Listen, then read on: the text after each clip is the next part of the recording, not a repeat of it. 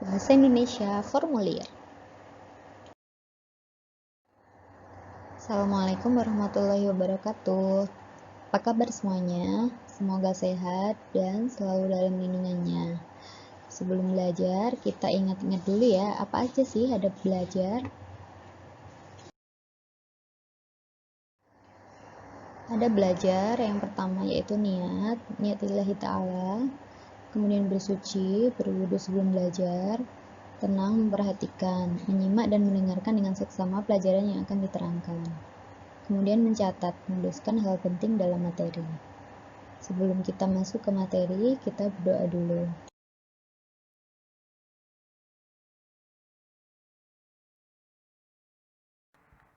Doa sebelum belajar. Allahumma salli ala Muhammad wa ala ali Muhammad.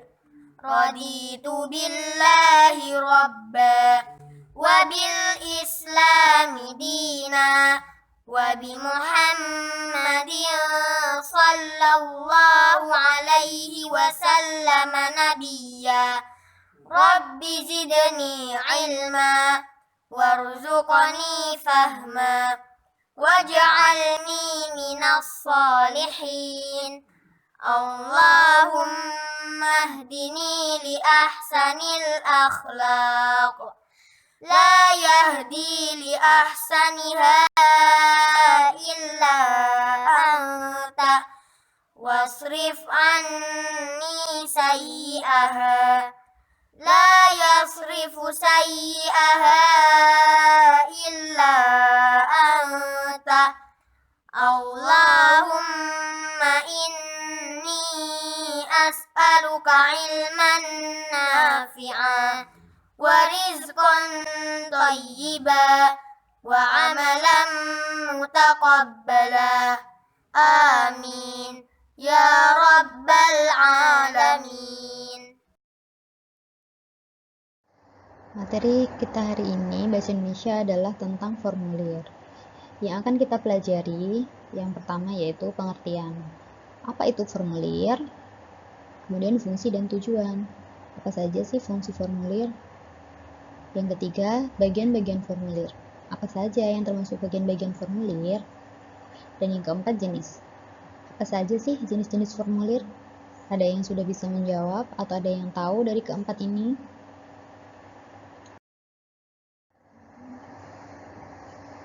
Ana ingin mengikuti kursus bahasa Inggris. Sebagai syarat masuk, Ana harus mengisi formulir pendaftaran terlebih dahulu. Nah, kita akan membahas formulir pada pelajaran hari ini.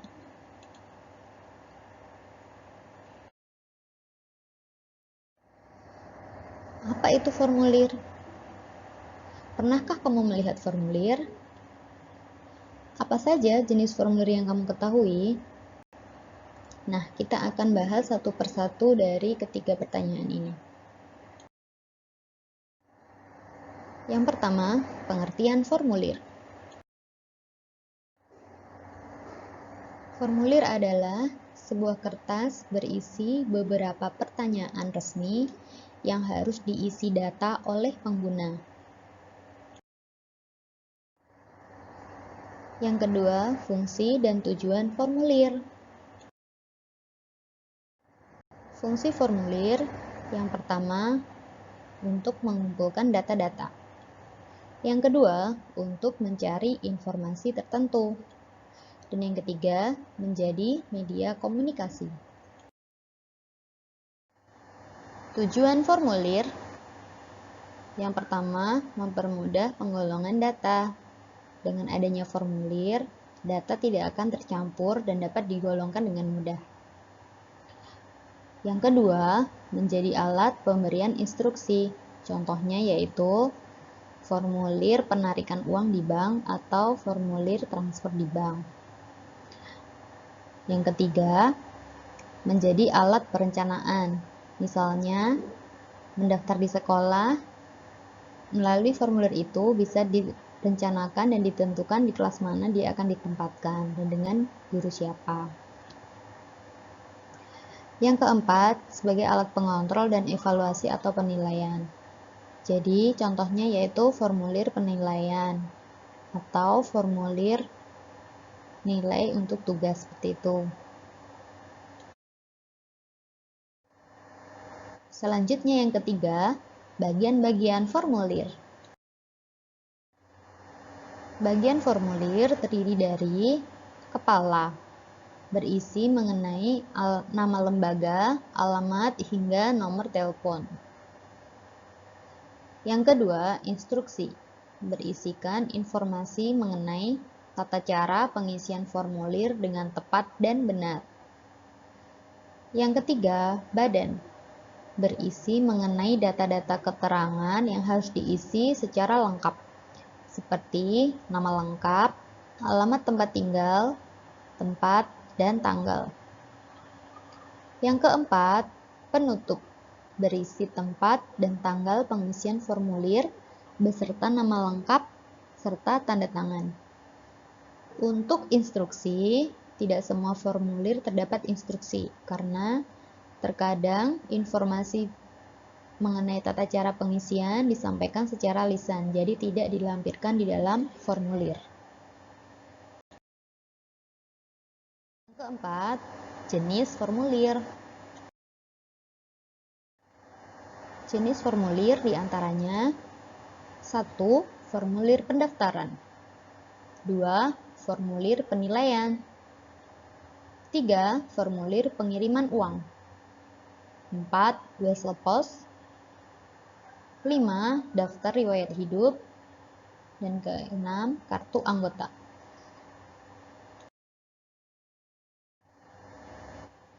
Jenis formulir yang pertama, formulir pendaftaran adalah formulir yang berisi pertanyaan tentang identitas diri untuk keperluan tertentu. Contohnya, formulir pendaftaran masuk sekolah atau formulir pendaftaran masuk kursus dan lain sebagainya.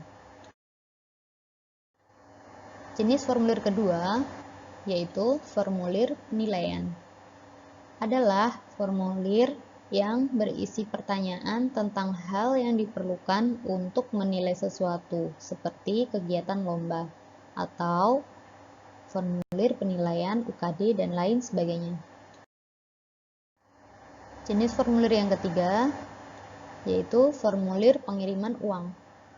Adalah formulir yang berisi pertanyaan tentang informasi nasabah bank yang ingin mengirimkan uang ke nasabah lain, atau formulir penarikan uang yang berisi informasi nasabah untuk mengambil uang tersebut.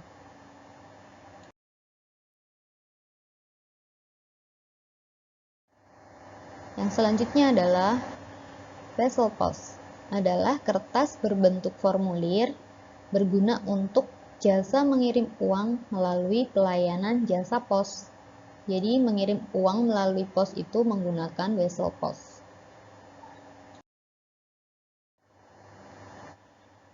Yang selanjutnya adalah data riwayat hidup, yaitu formulir yang berisi tentang data diri kita, mulai dari tanggal lahir, tempat lahir, umur, golongan darah, pengalaman kerja, dan lain sebagainya. Biasanya daftar riwayat hidup digunakan untuk mencari pekerjaan.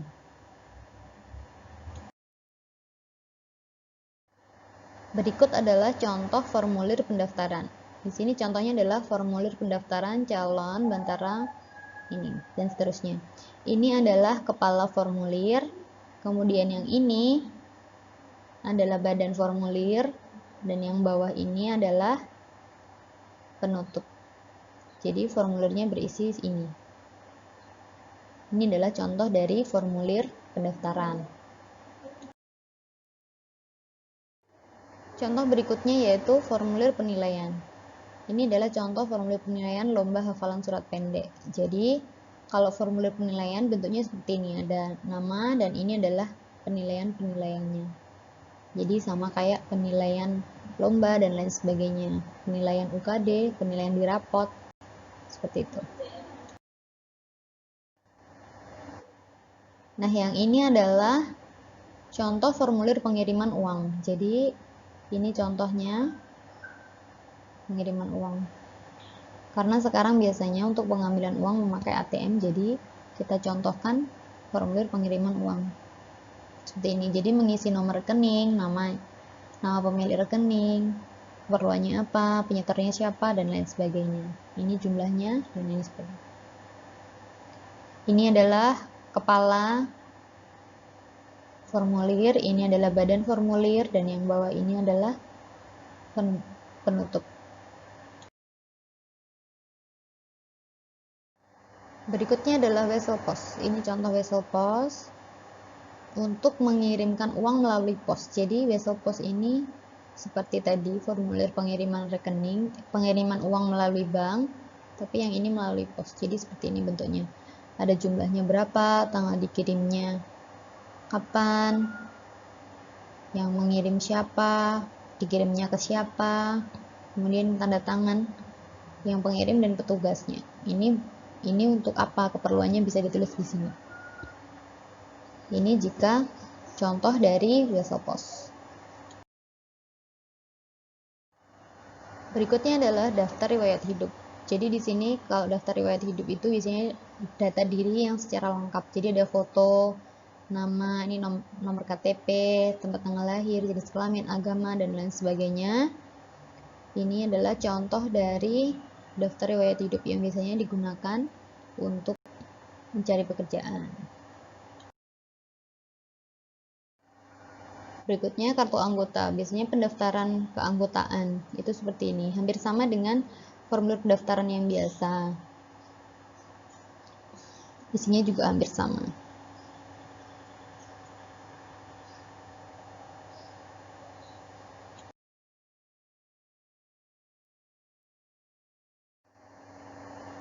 Nah, demikian penjelasan dari Ustadzah tentang formulir. Tentang pengertian formulir, fungsi dan tujuan formulir, bagian-bagian formulir, dan jenis-jenis formulir. Jika ada yang kurang jelas, silakan ditanyakan. Nah, berikutnya tugasnya adalah ada 2 tugas. Yang pertama, menjawab pertanyaan di bawah ini. Ada 5 pertanyaan ini dijawab, ditulis di buku tulis, dan difoto dikirimkan ke Ustadzah. Tugas yang kedua yaitu mengerjakan latihan soal di buku paket halaman 49. Jadi ada dua tugas ya, menjawab ini dan menjawab yang di buku paket. Nah, sebelum kita tutup pelajaran hari ini, kita berdoa dulu. Doa sesudah belajar. Doa sesudah belajar. Allahumma salli ala Muhammad wa ala ali Muhammad. Allahumma inni a'udzu bika minal ajzi wal kasal wal jubni wal bukhl wal harami wa adzabil qabr. Allahumma ati nafsi taqwaha wa zakkiha anta khairu man zakkaha anta waliyuha wa maulaha. Allahumma inni a'udzu bika min ilmin la yanfa' wa min qalbin la yakhsha' wa min nafsin la tashba' wa min da'watin la yustajabu laha. Allahumma faqqihna fid din. Subhanaka Allahumma wa bihamdika asyhadu an la ilaha illa anta astaghfiruka wa atubu ilaik.